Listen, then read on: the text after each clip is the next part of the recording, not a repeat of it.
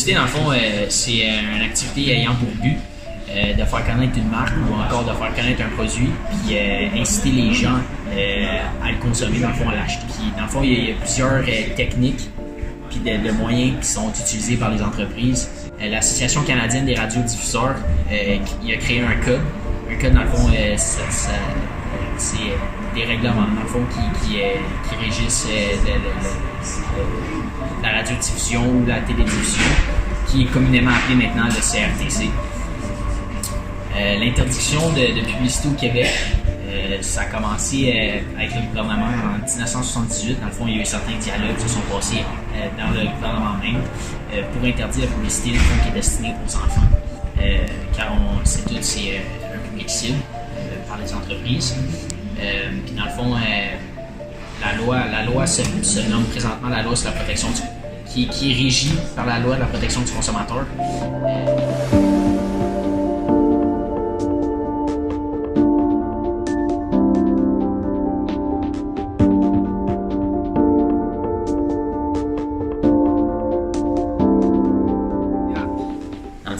Le point 249, c'est dans le fond, c'est pour déterminer si un message publicitaire est ou non destiné à des personnes de moins de 13 ans. On doit tenir compte du contexte, dans le fond, de sa présentation, notamment la nature et la destination du bien qui est annoncé, dans le fond, de la manière qui est annoncée dans l'annonce. Aussi de la manière qui est présentée dans le message publicitaire que la compagnie veut véhiculer et l'endroit que le produit apparaît. Il existe cependant plusieurs exemptions qui permettent d'annoncer au moins de 13 ans des publicités dans le fond qui leur est destinées. Par exemple, des magazines pour enfants, des publicités d'émissions pour enfants ou encore des publicités qui sont faites en magasin qui vendent des produits pour enfants. Aujourd'hui, la loi est toujours en vigueur, mais dans le fond, il n'est plus possible d'obtenir de l'Office de la protection du consommateur les avis sur les publicités avant leur parution ou leur mise en œuvre. Dans le fond, on n'a pas accès aux publicités qui ont été faites dans le passé, qu'une compagnie pourrait ramener. Dans le fond, les compagnies ont le droit de les ramener parce que la loi n'était pas encore passée au Québec.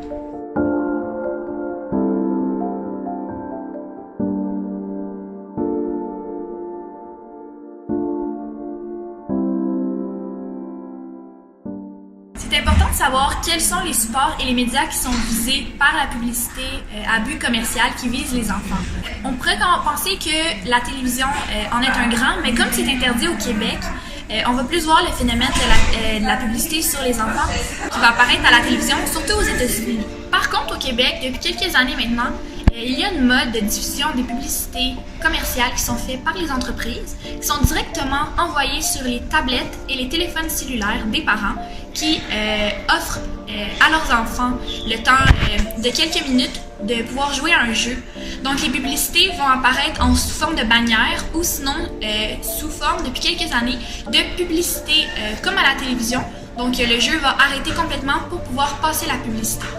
Ensuite, oui, on peut aussi avoir des publicités qui sont imprimées, donc dans les feuillets publicitaires, les journaux, et sous forme d'affichage promotionnel, donc sur les abribus, sur les autoroutes. Mais aussi, depuis encore une fois quelques années, il y a une mode sur les réseaux sociaux directement.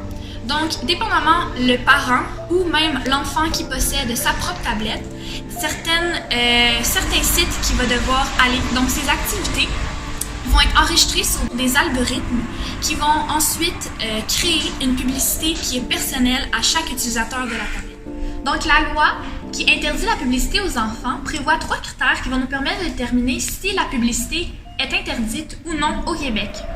En fait, les 2 critères les plus importants de ces 3 sont à qui le bien et le service annoncé est-il destiné et est-ce qu'il est attrayant aux enfants. Donc, est-ce que la publicité promouvoit des jouets, des friandises et même des couleurs?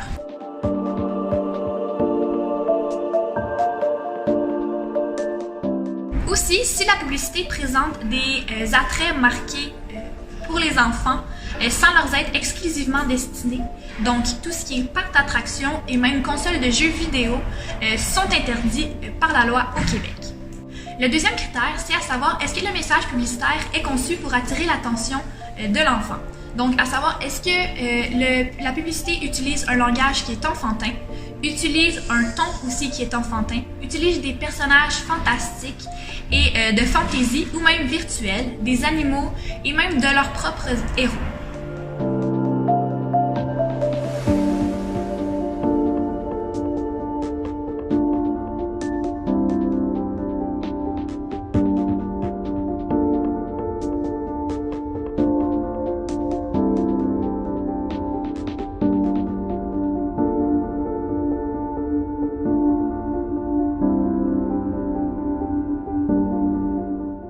Lorsque les entreprises ne respectent pas la loi, il y a bien évidemment des conséquences. L'Office de la protection du consommateur s'est doté d'un certain pouvoir, dans le fond, pour intervenir lorsqu'une entreprise ne respecte pas la loi qui est en vigueur. Elle peut intervenir de 3 façons. Dans le fond, la première façon, c'est de lui envoyer un avis qui lui rappelle l'existence dans la loi, la loi et des règles en matière de publicité à but commercial qui s'adressent aux enfants. Dans le fond, lui redit les grandes lignes. Le deuxième facteur, c'est de négocier avec lui un engagement volontaire par lequel il s'engage à modifier ses pratiques commerciales. L'Office peut poursuivre, dans le fond, celui qui ne respecte pas son engagement. Dans le fond, prendre des procédures judiciaires contre cette entreprise-là pour lui faire respecter la loi qui est en vigueur. Et dernièrement, elle peut déposer une plainte, dans le fond judiciaire encore, mais là, une poursuite formelle. L'amende est aussi une procédure que l'Office peut donner à une entreprise. Cependant, seulement les acteurs font partie du processus publicitaire, donc les comédiens, l'équipe en arrière de la caméra, et l'équipe de conception aussi de la publicité peuvent être accusés de ne pas respecter les dispositions législatives en vigueur.